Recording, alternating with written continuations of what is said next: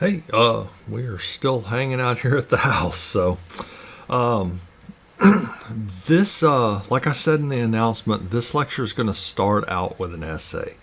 What's several issues that drew Americans out to the West after the Civil War during the Reconstruction period. It kind of, pretty much the same thing. Again, as I noted on the announcement, this does not include the gold rush. Yes, there's still some mining going on, but it's not really responsible for drawing huge numbers of people out west during this time period. There's other things that really work to draw more people out west, and the gold rush was 1848. That's a little over 25 full years prior to this. So if this one does show up on the test and you do pick this one to write about, Gold Rush is not on there because that's 25 years ago. So remember, and I'll probably repeat this in class, this is the first of our essays for this semester. I'm pretty sure. Yeah, we haven't had any so far. I'll have 3 of these on the first study guide. We'll hit this one. Oh yeah, we've already had one essay, the African American expansion and contraction of rights. So this is our second. I'm sorry. So I'll have one more before the first exam. All 3 of those will appear on the study guide, and 2 of them will appear on the test, and then you pick one of them to write about. Average decent length of an essay in a blue book is about 2 pages. If you're a lot shorter than that, it's not going to be good. You definitely can go beyond that. Some people do, and we appreciate that. If you get my Office Space reference. Anyway, so second essay, what draws Americans out to the frontier, 1865 to 98 during the Reconstruction period. And yeah, we're going a little bit beyond Reconstruction. A big one, number one, a big one is the emotional toll that was suffered by many people, both North and South, following the Civil War. Mainly in the South, though. You have a lot more Southerners that moved west.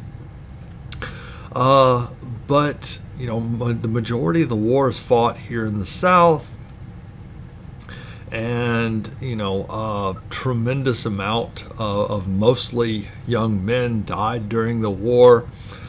Several cities were absolutely devastated during the war. Richmond was probably accidentally burned down by the Confederates, maybe on purpose, but probably on accident. Atlanta is definitely, for the most part, destroyed by Sherman. So lots and lots of devastation. And so a lot of people, rather than rebuild, dismantle all those cities, what's left of them, and then rebuild them, choose to head west and just start over with a clean slate. And there's a sort of a physical pragmatism involved there. It's a lot less work, to dismantle a destroyed structure than it is to just completely build something new on open land. But also there's that emotional component to it. A lot of people, my hometown of Winchester, Tennessee, the first Tennessee left there in 1861. Well, yeah, 1861. With about 1,300 young men in the first Tennessee. 1865 rolls around. Only about, I think, 200 to 300 of those guys came back, and I'm probably overestimating. A vast majority of those guys do not make it back home. And so you've got a lot of families that everything around reminds them of their lost loved ones and things. And so a lot of people just, want a complete change of scenery to sort of emotionally move on with their lives. I don't know if very many people were really thinking of it that way, but just kind of doing a fresh start sort of thing. So there's that effort, desire to move on after the Civil War. Second thing that is going to draw a tremendous number of people out west is really it's got multiple parts to it, but the first part kicks in actually during the Civil War. The Homestead Act of 1862. This kicks in during the war, but there'll be another one in 1866 that we'll talk about here in a second. But the Homestead Act of 1862, the North realizes that they do need more food production. They're doing okay, nobody's starving or anything, but they do need to expand the amount of acreage in food production. They have been producing more food than the South had. The North produced more food than the South, even though the South gets this kind of, we're an agricultural region. Southerners were mainly growing tobacco and cotton, and that doesn't really feed you real well. So the North during the war, though, realized that they needed to expand the amount of acreage in food production, and so they passed this Homestead Act of 1862. The North will pass, the federal government will pass a second Homestead Act in 1866. This one is aimed at Southerners in general, but explicitly aimed at African American Southerners, because after the Civil War, even though there was an effort to sort of break up plantations and award them to the enslaved people that worked on them, some of the stuff that Andrew Johnson did undid the effort to give out land. And so in an effort to sort of remedy that and to address the sort of land inequality that we had here in the South, especially after the war, Homestead Act of 1866 is aimed, especially, it explicitly includes, it doesn't say we're only going to give land to African Americans, but it explicitly says we're also going to definitely give land to African Americans in addition to everybody else.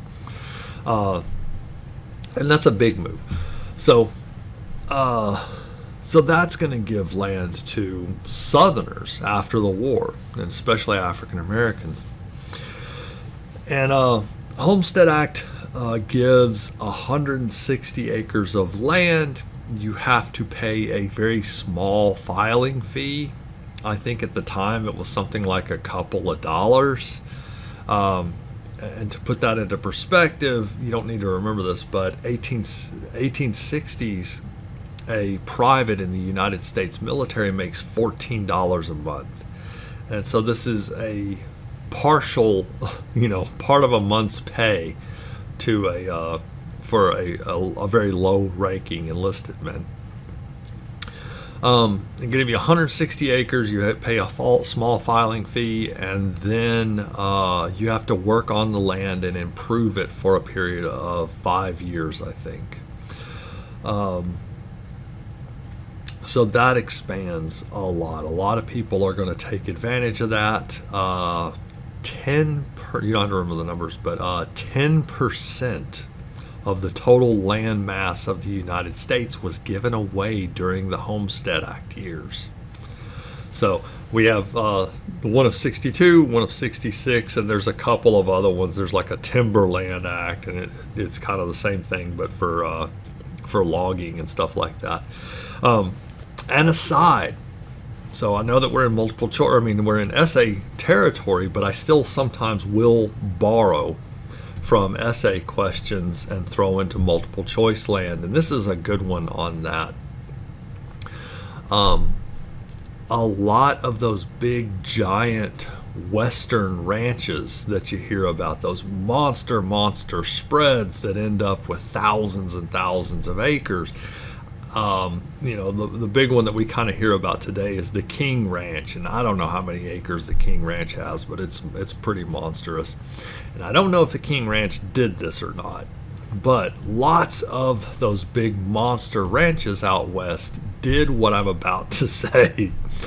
Um, well, we have, like, if I'm a land holder, if I'm starting a ranch out west and I want to expand that, and I want to expand it really, really cheap, then I will file paperwork on behalf of my ranch hands.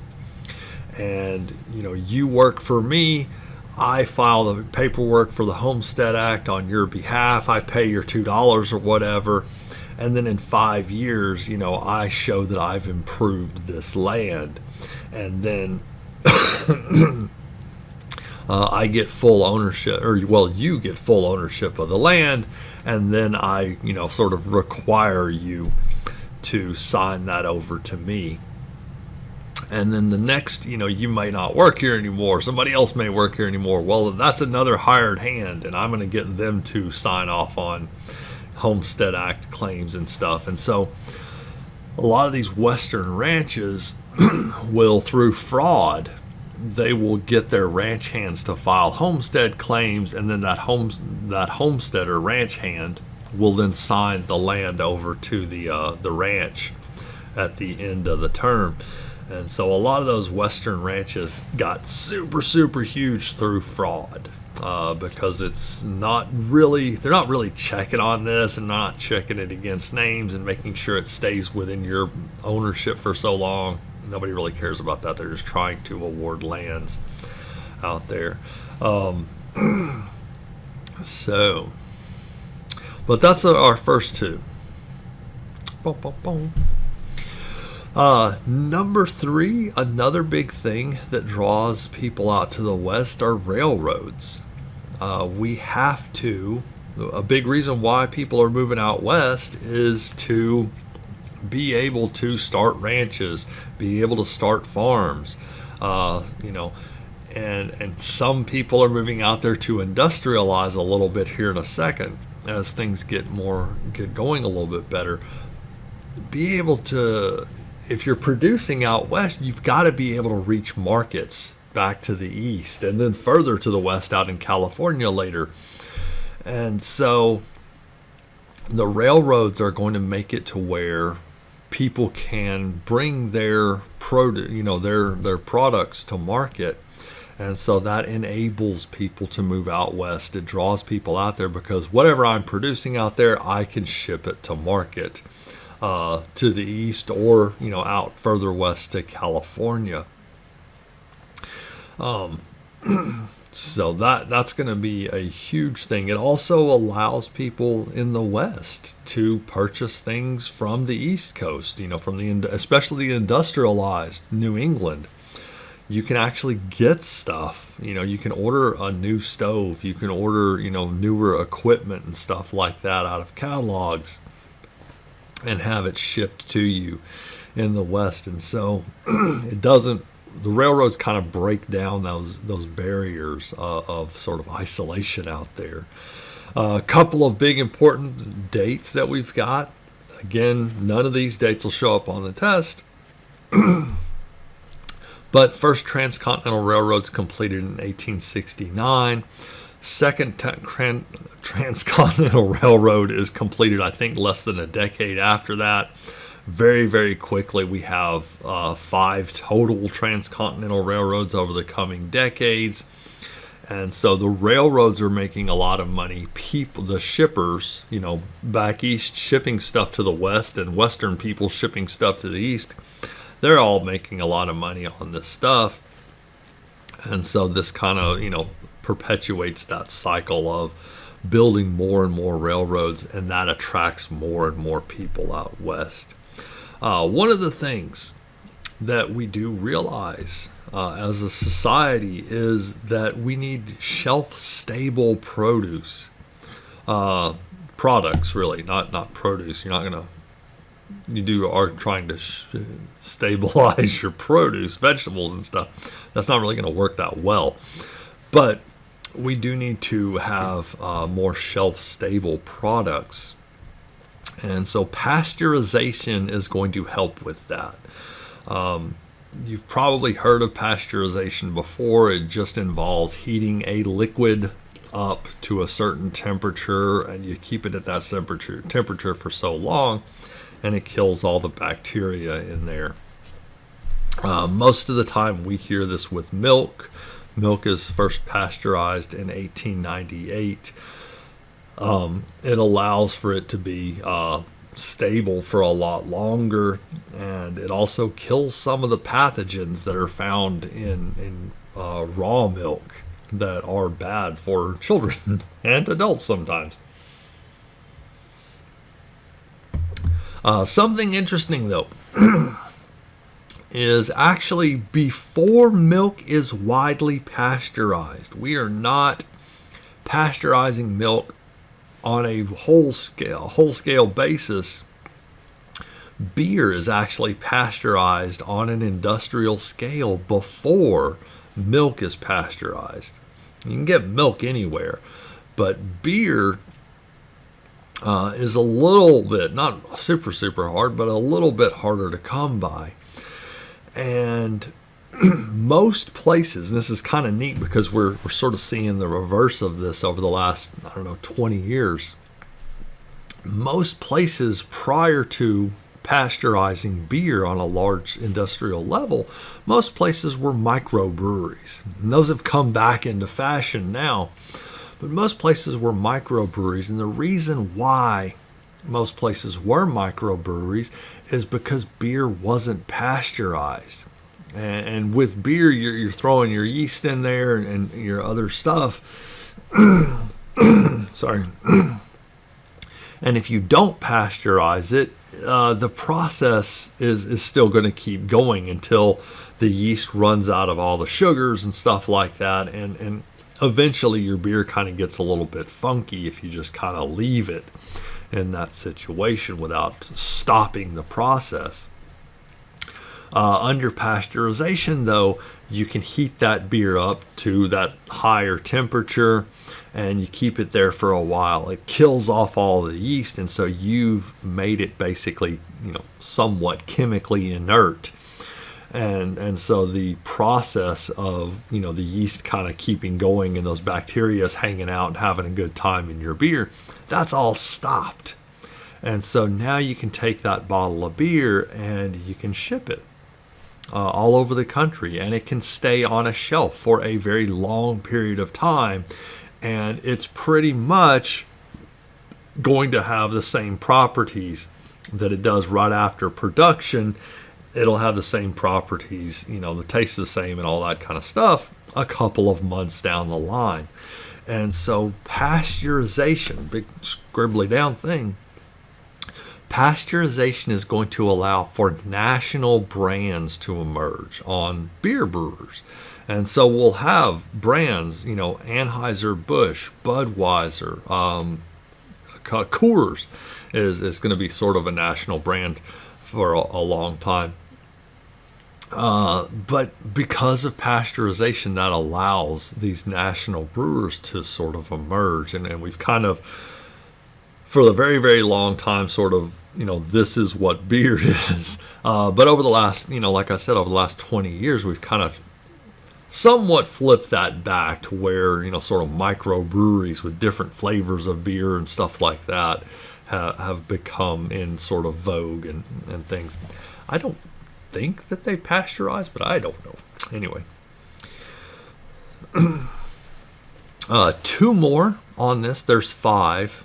The industrialization issue has a couple of more slides to it, so don't just stop right there.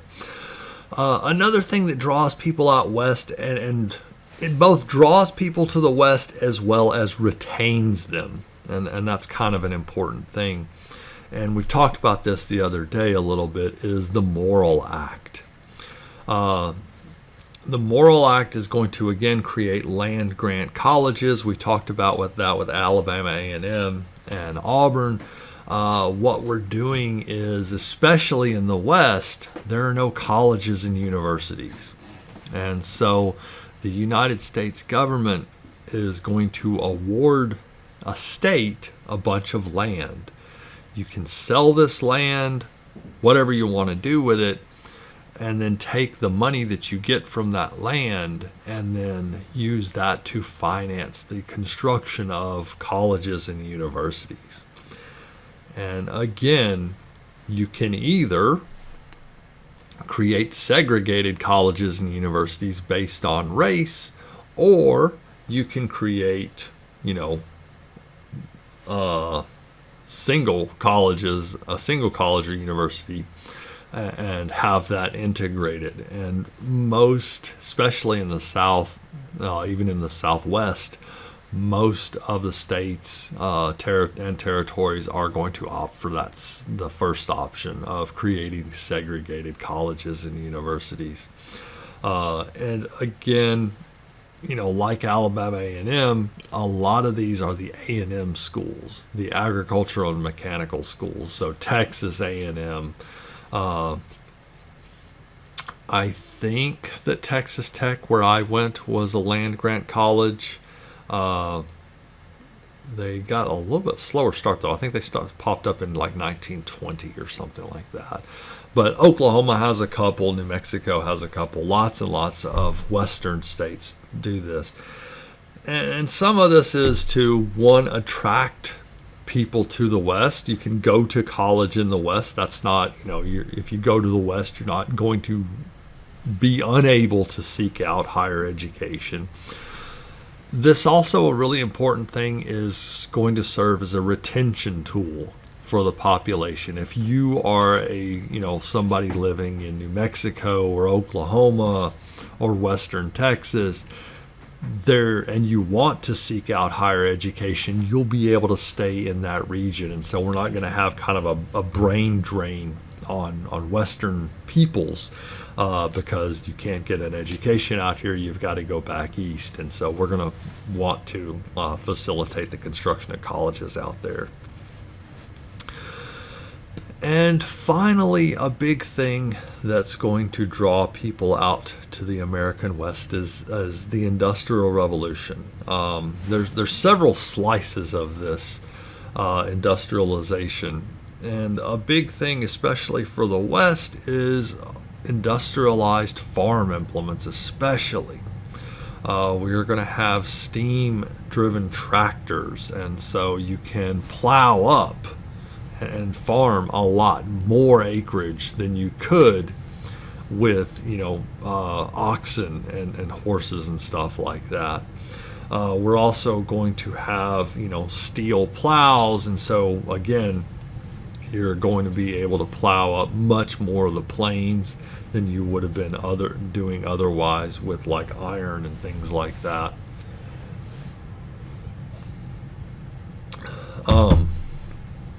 This is going to cause some problems in the future, but very, very quickly, Americans are going to head west, and they are going to start plowing up the American plains and trying to convert the western region of the United States into this one vast farmland. It'll work for a little while, and then the West tends to have a drought cycle. And it's, every 10, 15, sometimes extends out to 20 years, but the rains are there, and then about every 7, 10, 15 years, the rains just stop for a couple of years for some weird reason, and everything dries out for a couple of years, and then the rains come back. Unfortunately, as we are industrializing, we are in a period of that sort of monsoon, not really a monsoon season, but kind of a rainy season for a couple of years, and that leads people to think that, oh, well, if you just plow up the plains, there's a saying, rain follows the plow. And so if you plow up the plains, then it'll actually make it rain. We have some weird ideas. But that'll encourage people to head west and start plowing these up. And then when it dries out in the 1920s, here in a little while, we will see what happens. So On top of the industrialization, this is kind of an aspect of that, is buffalo hunting. Buffalo hunting is actually a part of this industrialization process. During the 1850s and 60s, several scientific expeditions estimated that there were somewhere in the neighborhood of 50 to 75 million buffalo out there on the plains. And a fantastic thing, especially here in the East, is buffalo hides.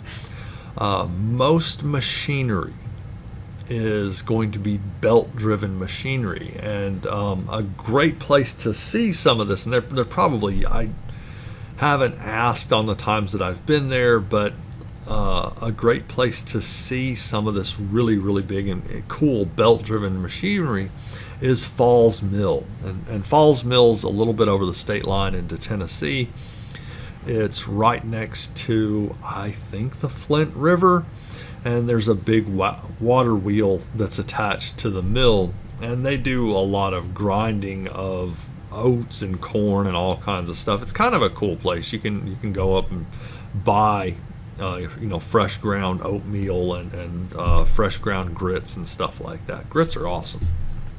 Anyway, but all of the machinery up there is driven by these huge belts, and these belts run like, looks like about 40 to 50 feet.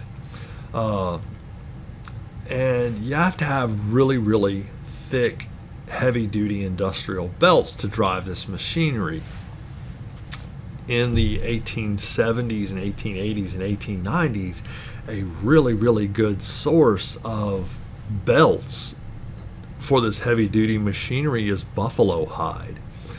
Buffalo hide is quite a bit thicker than cowhide, and so it's a lot tougher, and so you can sew that stuff, you can kind of cut it off into strips and sew it together and make these big giant industrial belts for a lot of these machines. I suspect Falls Mill is running some other kind of artificial belts instead of natural at this time, but they might have been running buffalo hide belts at the time. So the hides from buffalo are going to be very, very much sought after by Easterners that are seeking to construct more machinery.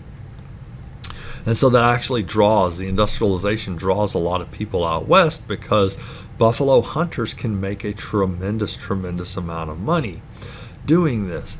And like humans, they figure there's 50 to 75 million of these animals running around. We'll never, ever run out of them. Promise. They'll be here forever. There's no way you can kill 50 to 75 million animals. And so there's this big desire to absolutely just go out there and just, hunt as many possible buffalo as you possibly can. Don't have to get this down, but it honestly, and this is going to sound bad, it helps that buffalo are incredibly stupid. A buffalo hunter can set up on a hill, a couple 100 yards away, if that far even, from a herd of buffalo, and can sit there for an afternoon and just harvest buffalo throughout the afternoon.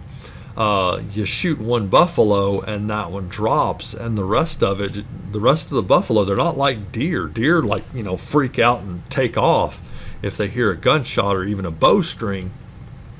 Buffalo just looking, Carl's dead, that's weird, and they'll keep eating.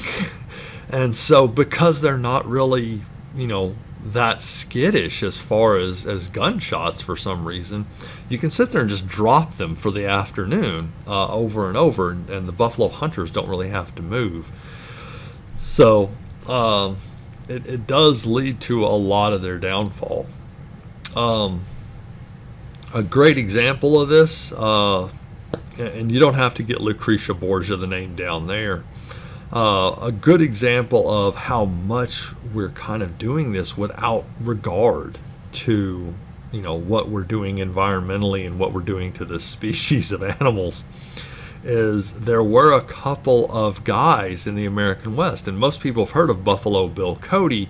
There was also a guy running around, another buffalo hunter, Buffalo Bill Comstock. And these two guys ran into each other at some point. I don't have my notes, and so I don't know the exact date, and I'm too lazy to look it up.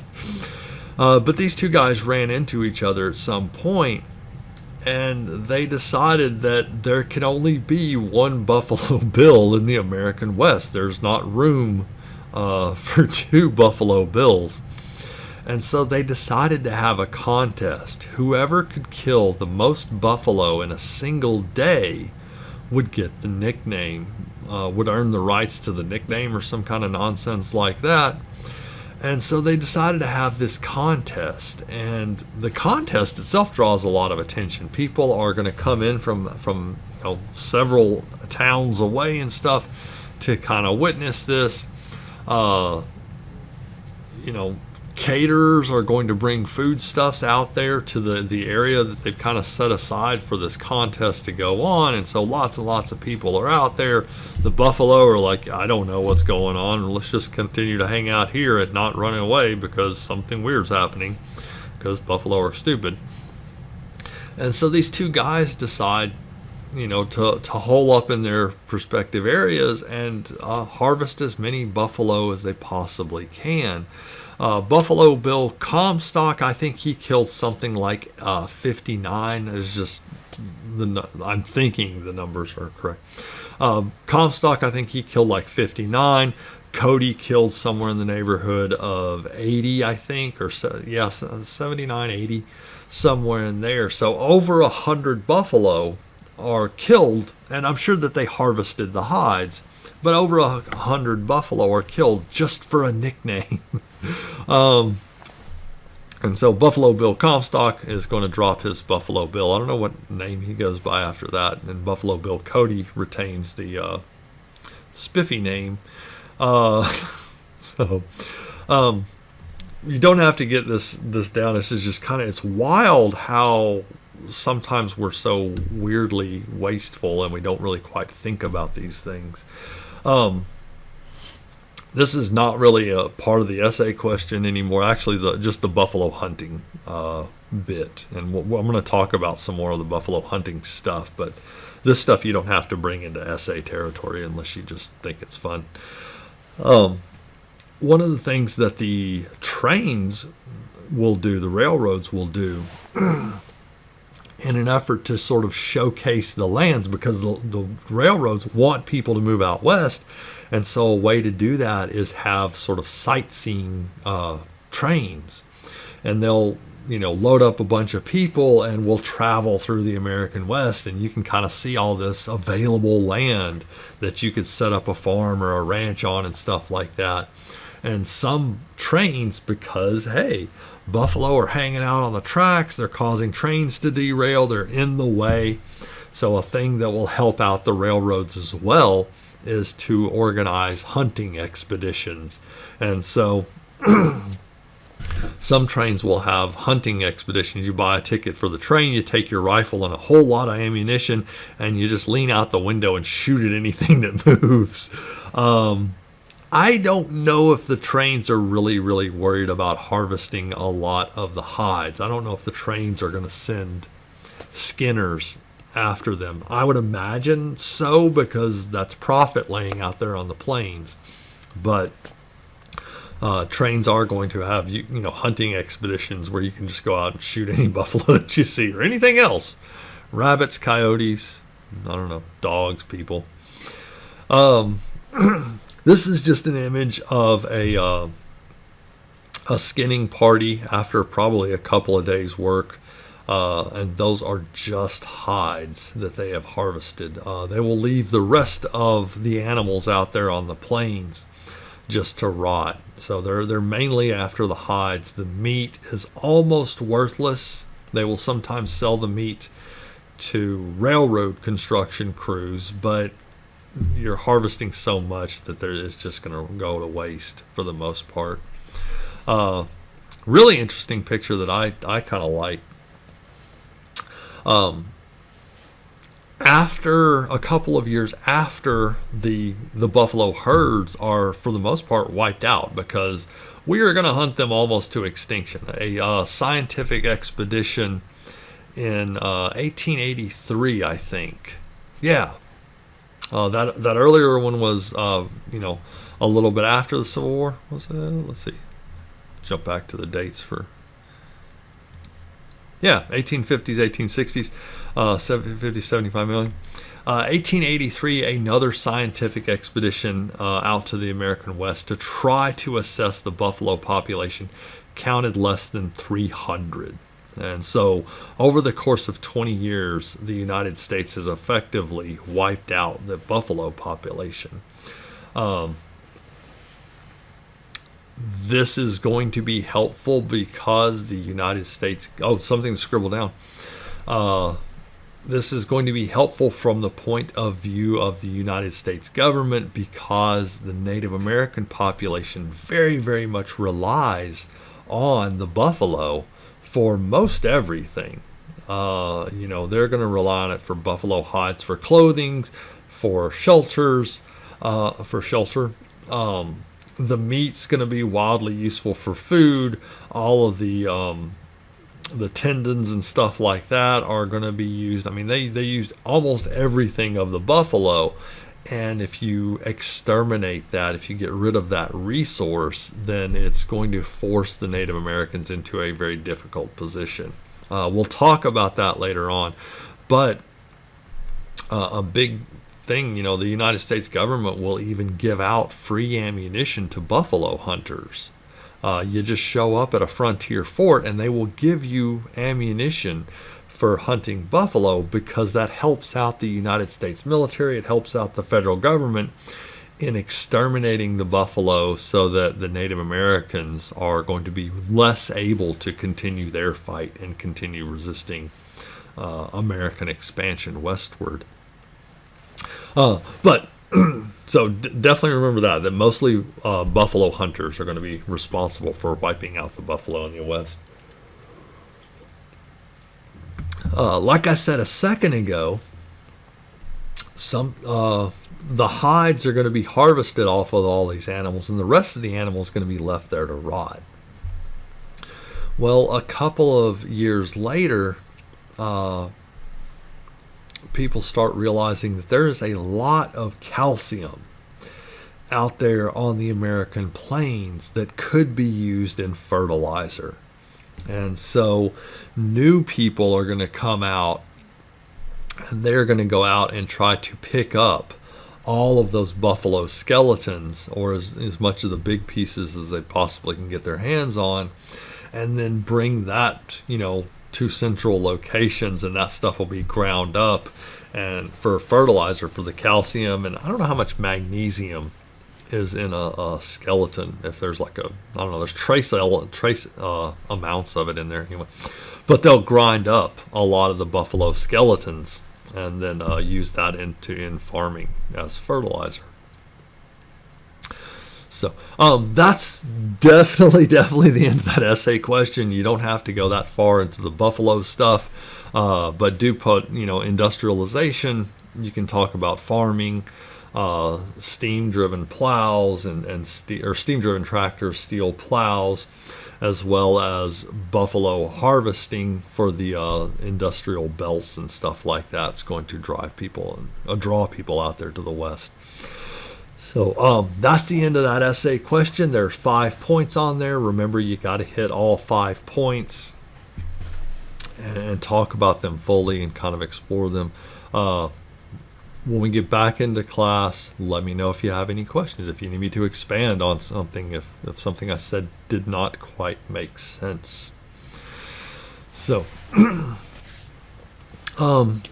this is not part of the essay question. We're back to multiple choice kind of territory. But something else that some people out are going to move out west. Not a whole heck of a lot of them, but a few people. So this isn't really an essay section. This isn't a major draw. But the American West is very open, and it's largely lawless. you can get away with a lot of stuff out there because we don't have sort of the larger police forces and the larger sense of authority that we do back east and in the northeast especially, or even in the southeast. We don't really have that yet. And so there's this idea that the West is pretty much lawless, and you can go out there and you can rob a couple of people in one location, and you can move to another location and do the same sorts of things. And also another aspect of that, and the next lecture is going to be on just the Plains Indians, Plains Native Americans. But as we're restricting Native Americans more and more onto reservations, the reservations don't really have the same system of law enforcement. And so if you are a criminal and you're operating in the United States in American territories, you can jump over into the reservations and kind of hide out there for a while in Indian territory, and then sort of pop back out. And so that this creates a little bit of jurisdictional problems, because there might be some issues on pursuing you from the local authorities, kind of a thing. And so we're going to talk a little bit about the frontier legal system in an effort to kind of crack down on that and to try to bring a sense of order. The United States government is going to start dispatching federal judges out onto the frontier, and along with these judges, they will either bring with them or they will be able to hire United States Marshals. And a big thing with that, especially in the West, is United States Marshals have jurisdiction over all of the United States. And so they can go into, especially this next bit that we're going to talk about, those U.S. Marshals can go into the Native American reservations, and they will have jurisdiction over them, and they can bring back, wanted people that are wanted by the United States. And so one of these frontier judges is stationed out in Fort Smith, Arkansas. Fort Smith is on the western portion of Arkansas. By car it's about an hour till you get to the border of Oklahoma. And at this time, Oklahoma is Indian territory. So there's a lot of people that are operating in Arkansas and other areas, right around there, that will jump over into Oklahoma and into Indian territory because there's no jurisdiction out there from the local authorities. Like the state police of Arkansas can't cross the state line and go into Indian territory. They don't have any jurisdiction there. But U.S. Marshals can do so. And so Judge Isaac Parker is going to be sent out to Fort Smith, way out there on the American frontier. And part of his orders and part of other federal, frontier judges are going to be to bring a sense of law and order to the American West. And Parker is going to do that. Sorry, I got mixed up. Parker is going to do his dangdest to do that. One of the first things that Judge Parker is going to do is he is going to order that a gallows be constructed outside of his courthouse. Usually we kind of build a set of gallows per convicted criminal and then hang that person, and then the gallows are either left up or they're disassembled and we'll reclaim the lumber. The Fort Smith legal system is going to have a permanent gallows constructed. And Parker is going to go a step further on this. He wants his gallows because there's such a problem with criminality out there, Parker wants his gallows to be able to hang 12 men at one time. With one pull of the lever, a very, very long trap door opens up, and that's a reconstruction of the gallows there at Fort Smith right there. 12 men will drop at once and will have their lives ended. After construction, they do realize that 12 people standing up there would technically fit, but it's going to be really, really cramped.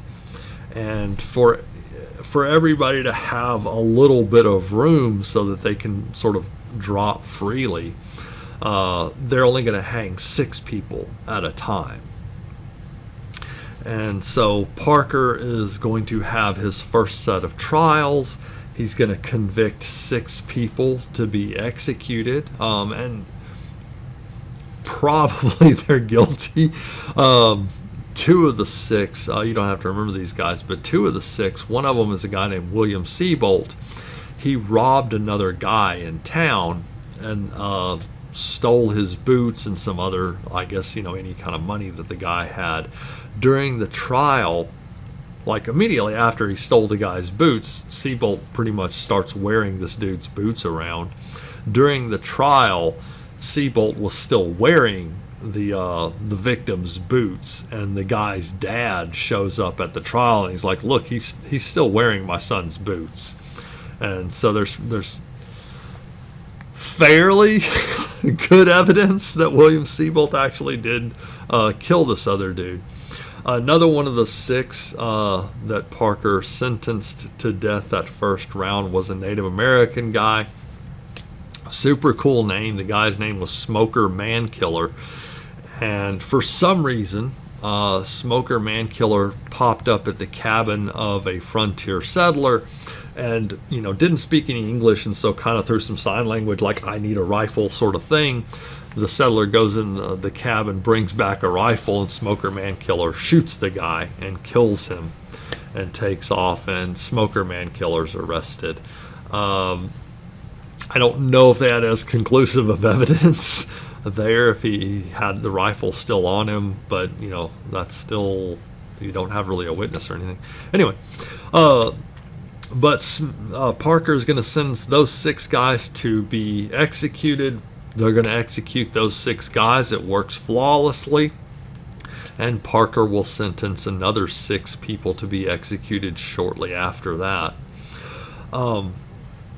A thing to scribble down: Judge Isaac Parker still, and I don't think it'll ever be broken because the legal system has changed so much, thankfully, that we're not just, running through people like this anymore.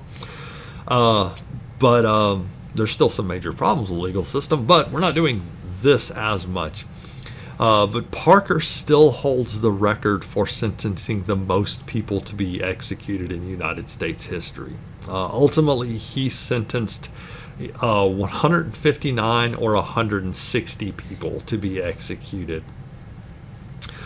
Not all of them were executed. I think they only got up to 60 to 80 or something. I think it's like 80. Somewhere around 80 people were actually executed. Other people escaped. Other people were acquitted.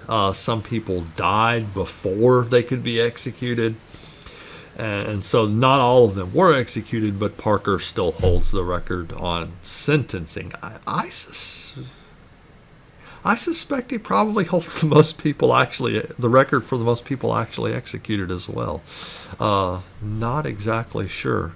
A big thing, though, with Parker, and kind of segueing into our next top person, is that Parker has one guy, well, a couple of people, but one guy that's basically his hangman. And you don't have to remember him, but his guy named George Maladon.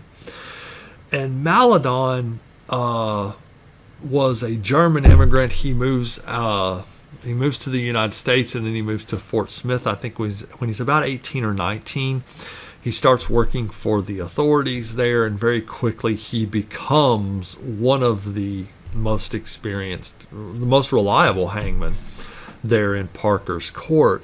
And so Maladon has a lot of experience, hanging people. He is going to be very, very meticulous about that. He's going to weigh everybody. That's important for the next slide. And he's going to measure how far they're supposed to drop. According to some of the accounts I've seen, and I don't know why this is important, but evidently it is important, but Maladon would also soak his ropes in water the day before the hanging. I don't know if that makes them more...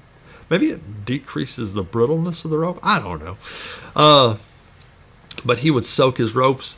So he was like really, really, really super careful. Wanted to make sure this worked every time correctly, because you can really, really botch a hanging. And so a lot of other people in these Western towns, a lot of the authorities don't have much experience on hanging. They may have hanged one person a couple of years ago, and so this is a new person, that they're trying to execute here. And so there's a lot of ability for things to go really, really sideways. And in one of those instances when things go really, really sideways is in the story of Blackjack Ketchum. When you hang somebody, you use something called a drop weight table. This part does not show up on Multiple Voice territory, but you have to weigh the person. That's how far they're supposed to drop, so that you ensure that their neck breaks. If you don't drop somebody far enough, their neck doesn't break and they strangle to death. That can take 20 minutes usually on the outside. So this is more of a recent development. Like all the people that were executed back in the 1600s during the Salem witch trials, they weren't using this, so those people strangled to death, and that's horrible. All of this is bad, but that's even worse, right? So Ketchum was an outlaw in New Mexico, and Ketchum robbed a train. Train robbery at the time, especially in New Mexico, is a capital offense. You can be executed for robbing trains in New Mexico at this time. Not sure about today, so don't rob trains either way. But Ketchum was a really, really curmudgeon-y, horrible person. He was kicked out of a gang that he started. He was kicked out of this gang because he was just overly aggressive. He was too mean. His brother was in the gang with him, and his brother votes to kick Jack out of the gang. So he's that kind of much of a really horrible, kind of aggressive sort of dude. Well, Ketchum robs a train.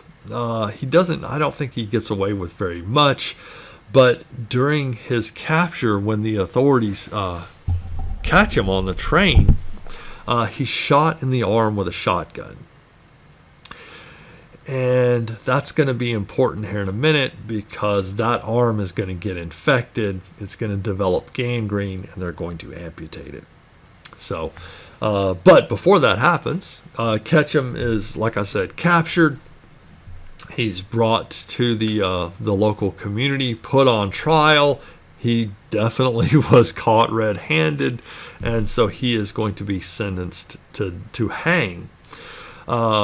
His execution is set for about, a couple of weeks, maybe possibly a month out. I'm not really sure on the time span, but there is a decent amount of distance, time between his conviction and execution. It's maybe a month or two. That's really fast for now, but at the time that's actually pretty quick.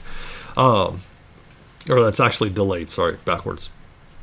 Anyway, when Ketchum is convicted, the executioner weighs him, because we need to figure out how far Ketchum has to drop, because we have to build a gallows. And so he's going to be weighed, and that's what they're going to base the construction of the gallows on.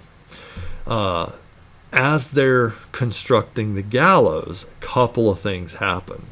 One, Ketchum's window of his cell actually overlooks the yard where they're constructing the gallows. And so Ketchum will get up in the window sometimes and yell at the construction crew, you guys are being lazy. What the heck are you doing? Get back to work. We've got stuff to do here. And so he kind of taunts the people that are constructing his gallows, which is an odd thing to do. I would be trying to be like, hey, you guys are working really hard. Y'all should take 15 breaks today. Let's, slow this up a little. Another thing is Ketchum's arm develops gangrene. And so his arm develops gangrene. If that allows to spread, that will kill him. And we don't want gangrene to kill him before we can kill him. So they're going to call a local surgeon. He's going to come in and remove Ketchum's arm. And that's going to kind of cause him to be a little bit off balance a little bit when he drops, because, when you're dropping, all of your weight needs to be kind of distributed. Another thing that Ketchum does during these few weeks, upwards of a month, while he's in jail, he just is eating like a pig. He is just gorging himself, and so he's going to gain weight. So he's off balance, but he's also, and he's had his arm removed, but now he's gaining a lot of weight. And they've constructed the gallows, and they've set the distance where he has to drop, and they don't ever weigh him again. And so this is where it gets really, really bad. Ketchum is going to, on the date of his execution, he's going to be brought out and taken up to the gallows. And a big thing is that public executions are really, really popular events. That sounds really messed up, but there's not any kind of television or radio or anything like that, and there's some plays and musical acts and stuff like that, but this is an unusual event, and so people flock to public executions. If you want, you can look for a couple of pictures of the executions at Fort Smith, and there are thousands of people gathered around wanting to watch these 6 men being executed up at Fort Smith. And same thing happens here out in New Mexico. Lots and lots of people are going to gather around, and lots of them get really, really close. And like I said, Ketchum has gained weight. He's also off balance. They don't weigh him again, and so he's going to drop a lot further than he actually should when they pull the lever. And so he's brought up. They put the noose around his neck. He makes some kind of sour quip, and the executioner pulls the lever, and Ketchum drops through the trap door. Most of him drops through the trap door because they drop him too far, and it pulls off his head. And the people that were standing in the front row of the execution actually get kind of sprayed with blood. They do sew Ketchum's head back on and bury him. But, some of these executions can go really, really sideways. Last story, kind of the weirdness kind of stuff going on. And this is, very much toward the kind of the end of the frontier and western kind of a period, because this goes down in 1911. So it's a little bit later than we usually think of as the Wild West. But another outlaw robs a bank, or robs a train. Sorry, we're not robbing banks. Elmer McCurdy. Elmer was a really bad outlaw, as in not good, not very accomplished. He robs a bank, or a train. Sorry, I keep getting mixed up. And I believe he gets $42 and 2 jugs of whiskey. That was his entire haul. Robbing this train on his own, $42 and 2 jugs of whiskey. And he does take off. He gets away from the train. Hey, at least he wasn't captured at the train like Blackjack Ketchum. McCurdy takes off, and a posse is formed very, very quickly because we can't allow trains to be robbed. That's not good. So a posse catches up to Mr. McCurdy very, very quickly, and he holes up in a small cabin.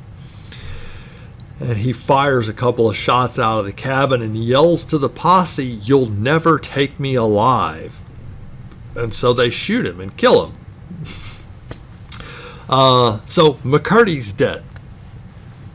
He's taken back to town to the local undertaker.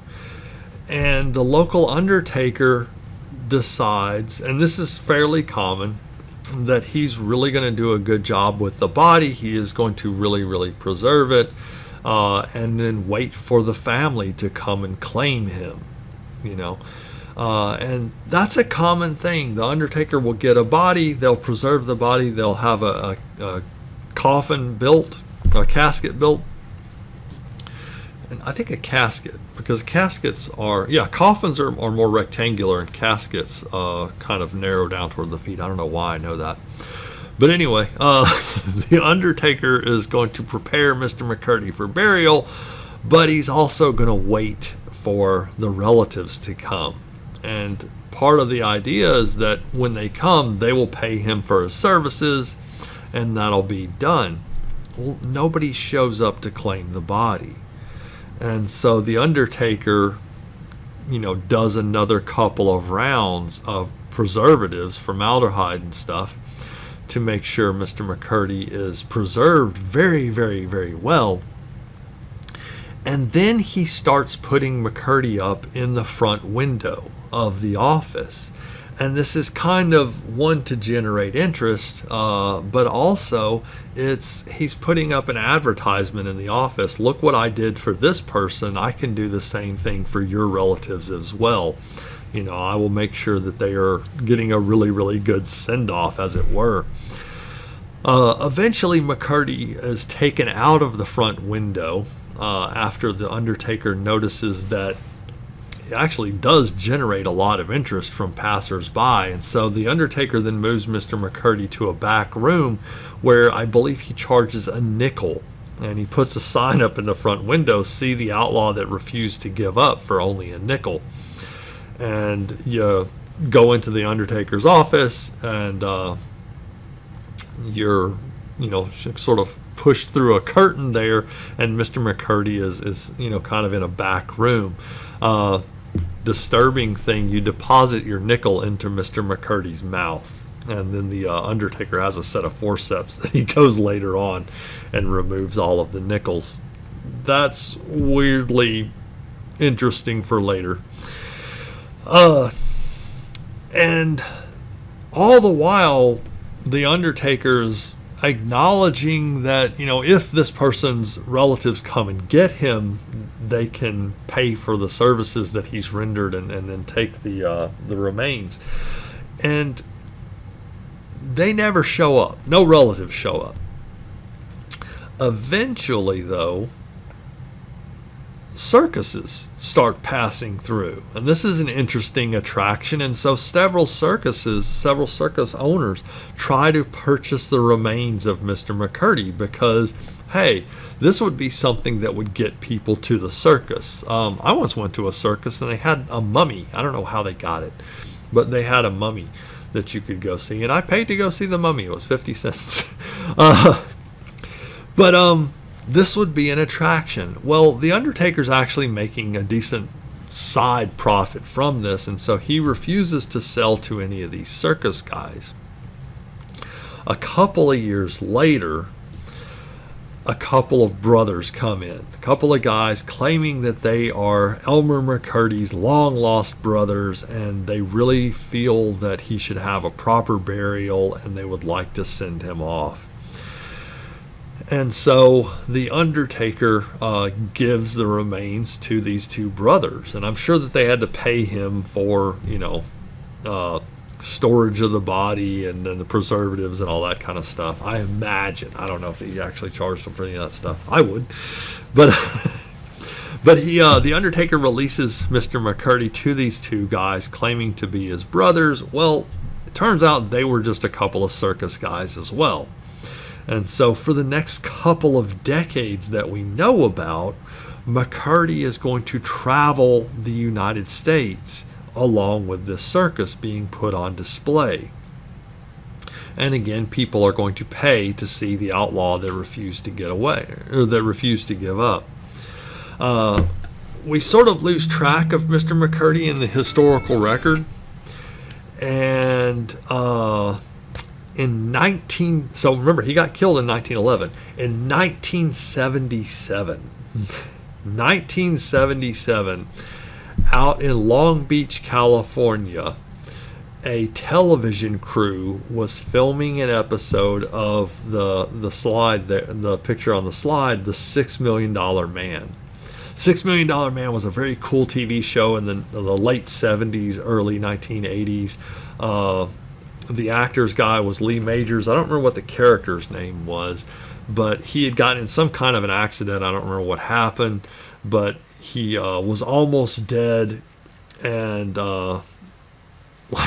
he was taken to the hospital, and they replaced a whole bunch of his skeleton and a lot of his musculature and all kinds of stuff with like cybernetic implants and stuff like that. And it's kind of cool. In the late 1970s, early 1980s, $6 million was an insane amount of money. So they put $6 million worth of equipment into Lee Majors' character. And so he was kind of like this, Superman kind of guy. And like he ran around fighting crime and stuff like that. He could run really fast and jump over stuff, punch people real hard and crazy crap. But they were filming an episode of The $6 Million Man, and one of the crew picked up what they thought was a mummy. And there was a mummy, and it was painted in fluorescent orange paint. They picked up this mummy to move it, to get it out of the way for a shot, and the arm came off. And when the arm of the mummy came off, they noticed that it was a human skeleton was inside of this mummy. And they called the police, who called out, I guess, the coroner's office. And I have zero idea how, but somehow they determined that the body was that of Elmer McCurdy. And he had a penny in his mouth. I think the penny was like from a 1940s penny or something like that, where someone else had paid and putting money in his mouth. But it was somehow determined, I don't know how they figured it out, but it was determined that this was Elmer McCurdy, and he had, traveled around the United States with a circus and ended up in a Long Beach funhouse and was almost going to be on television on an episode of The $6 Million Man. He is taken back to his hometown of Guthrie, Oklahoma, and he is buried there in the local Guthrie Cemetery. You don't have to get this down, but to ensure that Mr. McCurdy would stop traveling around the United States, kind of like with Lincoln, they put a couple of yards of cement on top of Mr. McCurdy's casket. I'm sure they switched to a casket by the 70s. So they put a couple of yards of cement on top of his casket to ensure that he does not wander around anymore. So that's kind of our frontier and western lecture. Next time, again, we will get on to the Native American side of things and see what's going on from their perspective. If you do have any questions, want me to kind of delve a little bit more into a particular topic on here, or clear something up, just let me know next time we see each other in class. All right, see you guys later, and stay warm and try to, I don't know, guess still stay off the roads maybe, I'm not sure.